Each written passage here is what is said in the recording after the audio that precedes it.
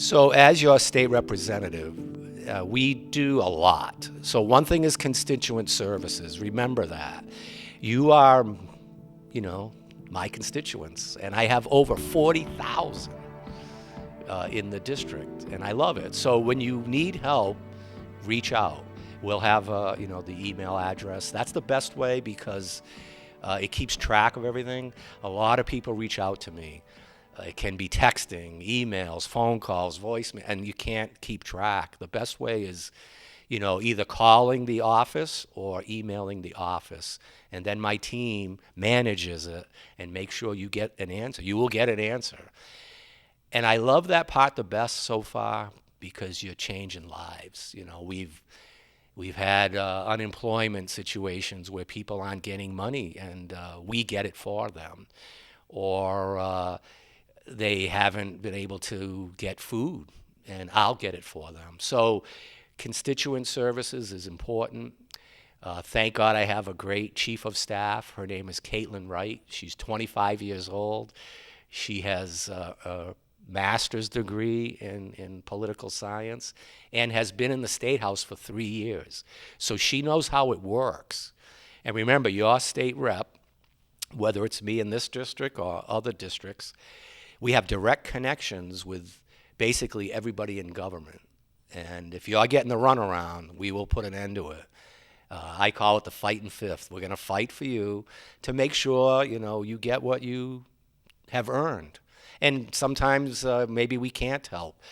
Like I met with a woman this morning who has a lot of issues, a lot of years of anger towards the town of Sandwich. And I was able to meet with her, and she was very grateful that someone listened to her and talked. And now she has a friend. So remember constituent services, that's a big part. But another part is it's my job to have a plan. And so I do have a legislative agenda. I filed 25 bills myself. I co-signed on over 200. And if you can believe it, so that there's only a short window when that can happen. So I was sworn in on January 6th. 2021, an incredible day in Boston at the People's House. Remember, the State House is your house. And when COVID ends, I'd love to have you come up and see this historical building. So we were sworn in, and you have a few months to get your plan together. We already had it ready. I wanted to hit the ground running. I'm new to politics, but I'm not new to public service. And being a police officer for 40 years teaches you a lot. So we filed, like I said, 25 bills, co-signed on a couple of hundred more, but there's actually 6,500 or so that have been filed. So part of my job is to look for ways to make us safer. I want the 5th District to be a beautiful place to live, work, and visit. Our economy is built on tourism, and we have to, thrive. But also, we need to make sure we're environmentally sound and take care of Cape Cod. It's precious, and we know it because we live here, and we're lucky to do that. So the canal is a big issue. The bridges, right? We're going to have 2 new bridges. So whether we want to or not, that's been decided. So the federal government, this is interesting, right? The federal government is going to pay over $1 billion, and we will build 2 new bridges. Probably will start in about 8 years, so it's years away. They have to get permits and plans. The money is there, and now it's up to permitting and planning. It's not easy to do, to build 2 brand new bridges over water, and have to probably take land from people that have been living in those neighborhoods for years. There's a lot to it, but I'll keep you posted on that. But eventually there will be 2 brand new bridges that will connect the world to Cape Cod. And if you live down Cape, it's important. It's important to everybody. But if you live in Sandwich or Bourne, it's critical because a lot of people go over the bridge 5, 10, 20 times a day. The town of Bourne is split in half. So you might go to church in one area and school in another.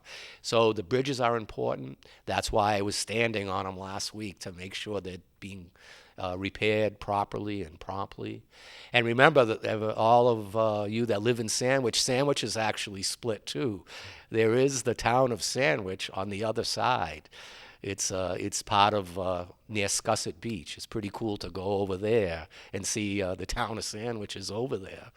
So filing bills and laws is very important, constituent services, and then to be your voice for anything, anything.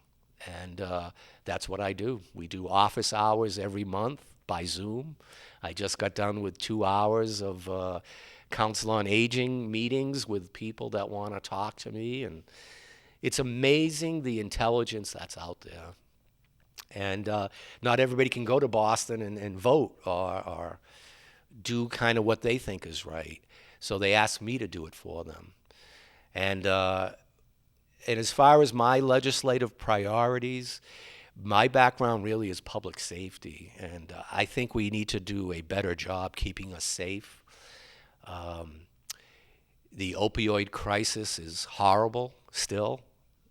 People die from addiction. I've seen it as a police officer, real life. I've saved lives. I tried to, and it didn't work. I know many parents that lost a child because of this crisis, and I have ways to try to make it better. And they're personal. And also, when it comes to law enforcement, I do support the men and women and their families that are police officers. That's been my life, and I'm proud to have done that. And police reform is needed. And it's good that I'm involved, I believe, because I can give that credibility to people that may not really know how it all works, and I do. And I'm on 5 different committees, and that's important. So I'm on the Police Reform Commission. I'm on the Veterans and Federal Affairs Committee. I'm on the Public Safety Committee. I'm on Elder Affairs Committee, which is important, especially since I'm an elder myself, but also a lot of our population is, and they need a good voice. And I'm on the Rules and Regulation Committee. So there's never a dull moment. It's busy, but I love it.